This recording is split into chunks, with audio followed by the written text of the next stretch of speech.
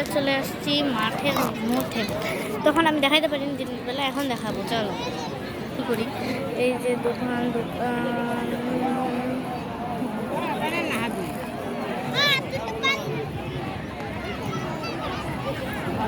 And ওইদিকে অনেক rides আছে। আমি একটা সাম্পান নৌকায় উঠছিলাম, ওই যে দেখাচ্ছি আপনাদেরকে সাম্পান নৌকা, ভয়ঙ্কর ওটা।